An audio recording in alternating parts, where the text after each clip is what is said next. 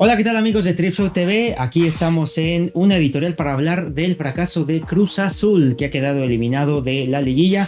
Soy Fernando Guevara y vamos a analizar todo lo que ha sido en este torneo. Bueno amigos, así que Cruz Azul tuvo dos entrenadores en esta temporada.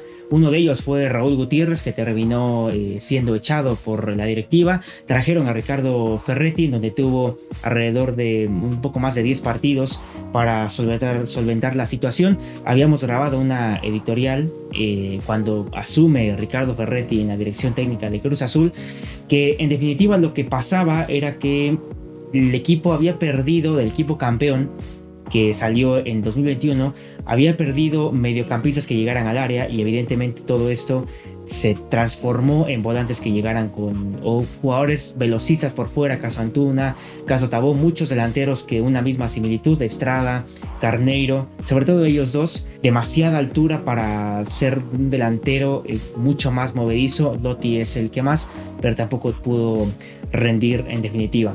Llega Ferretti, es cierto, uno lo pondrá como quizá el menos culpable de la eliminación con Atlas, pero yo creo que tuvo también mucho que ver su paso en Cruz Azul, porque, por ejemplo, hay un cambio que hace con Atlas los últimos 10 minutos, me parece, para intentar resguardar o intentar salvar la eliminatoria. Utiliza a Carneiro, que era el delantero menos utilizado de todo su ciclo que había obtenido. El más utilizado era Estrada, lo echaron con América. Después era Lotti, que termina jugando, y poco más.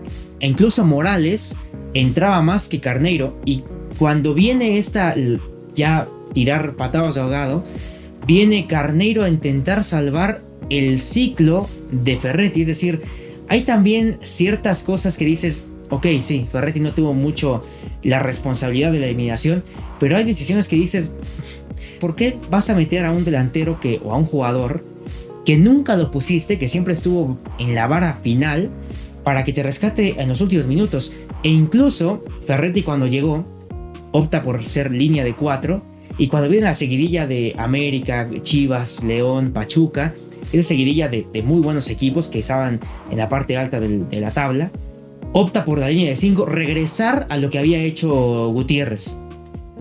Cuando acaba esa seguidilla y viene la fecha 17, regresa a la línea, o mejor dicho, la sigue manteniendo la línea de 5, y cuando viene otra vez Atlas, la vuelve a colocar. Es decir, terminó jugando con el mismo equipo que terminó jugando Raúl Gutiérrez, que termina siendo echado.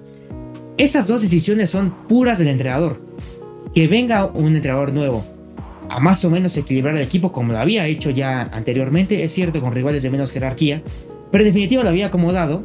Después de una seguidilla hace completamente el mismo plantel que había hecho el entrenador que habían echado. Es decir, eso sí es responsabilidad de Ferretti. Después te quedan los cambios y te queda el mismo partido. Arranca Cruz Azul perdiendo muy rápidamente. Le toca hacer algo que en definitiva nunca ha hecho bien, porque insisto, no tiene mediocampistas que abran el juego cuando se te plantan atrás. No tiene un mediocampista que tenga el pase gol. Me dirán, Carlos Rodríguez es el que más.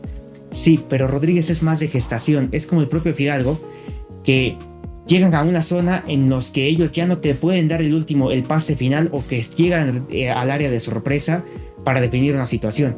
Es un muy buen gestador, pero no tiene el último tercio. Sí lo tiene con jugadores como Antuna, pero necesitan espacio para correr.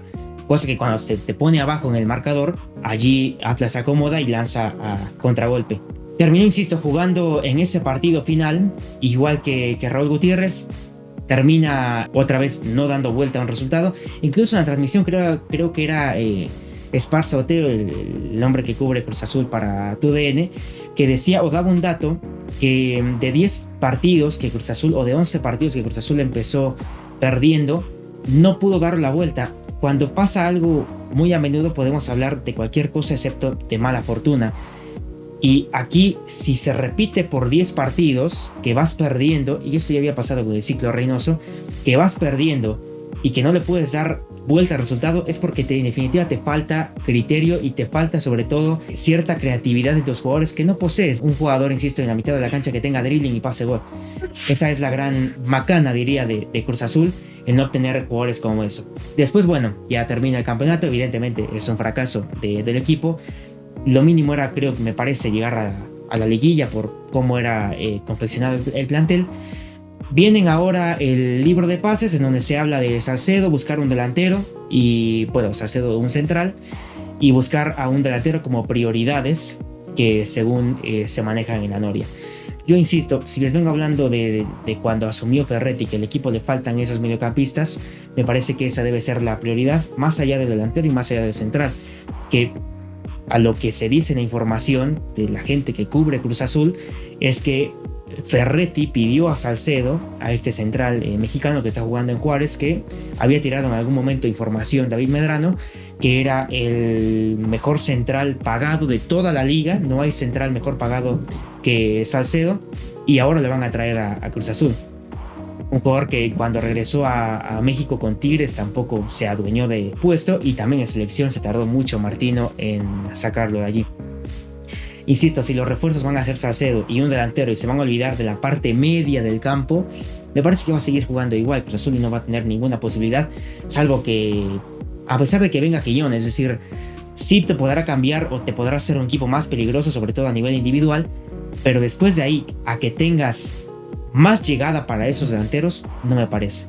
Se habla de muchos jugadores que se van, jugadores que cumplen contrato, caso Domínguez y Corona, que son de los jugadores que más han tenido tiempo en el equipo. Parece que no los van a renovar y se van a ir.